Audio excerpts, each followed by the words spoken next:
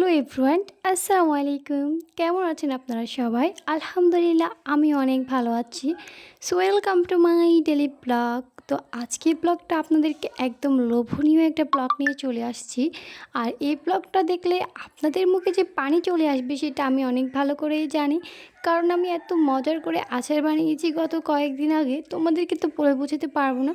যদি এই আচারের রেসিপিটা লাগে, তোমাদের যদি মনে হয় যায় এটা দেখে তোমাদের জিভে পানি চলে আসছে, তাহলে এই রেসিপিটা তোমাদের লাগবে, তাহলে আমাকে অবশ্যই কমেন্ট বক্সে বলে যাবা, ফেসবুক বা ইউটিউব চ্যানেলে।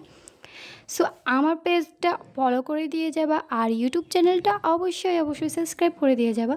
সো আমার এই আমের আচারটা আমি কয়েকদিন আগে বানিয়েছি, আর আজকে 2 দিন হচ্ছে রোদ্দুরে শুকাচ্ছে। রোদ্দুর বলতে রোদ তো একদমই দেখা নেই, মানে হচ্ছে রোদের কোনো দেখা নেই। সূর্য মামা তো ডুবে গিয়েছে, কয়েকদিনের জন্য বেড়াতে গিয়েছে আর কি।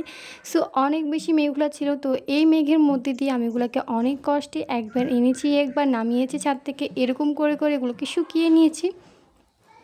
আর কয়েকদিন পর যখন এখানে রোদ উঠবে অনেক তাপমাত্রা, তখন এগুলোকে আমি শুকাতে দেবো। এখন জাস্ট এগুলো এইভাবে বয়মে ভরে আমি ডিপ ফ্রিজে রেখে দেবো।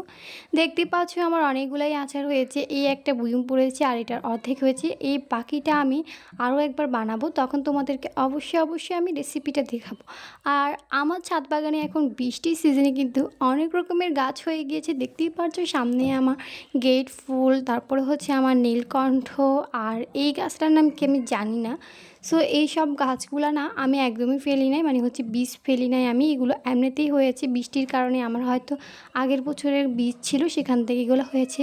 আর সবাই অবশ্যই মাশাআল্লাহ বলবেন, কারণ আমার ড্রাগন গাছে এখন কিন্তু ড্রাগনের ফুল চলে আসছে, কারণ এখন মে মাস চলতেছে আর বৃষ্টির সিজনে তো অলমোস্ট ড্রাগন ফুল ফুটে। সবাই অবশ্যই মাশাআল্লাহ বলবেন। আর কার কার ছাদে ড্রাগন ফ্রুট আছে বা তাদের হচ্ছে ফল হচ্ছে, মানে হচ্ছে ফুল আসছে, আপনারা অবশ্যই আমাকে কমেন্ট বক্সে জানিয়ে যাবেন। আর আমার ছাদ বাগানের ভিডিওগুলো যদি আপনাদের কাছে ভালো লাগে, অবশ্যই লাইক কমেন্ট শেয়ার করতে ভুলবেন না। তো আজকের মতন এখানেই, সবাই ভালো থাকবেন, সুস্থ থাকবেন, খুদা হাফেজ।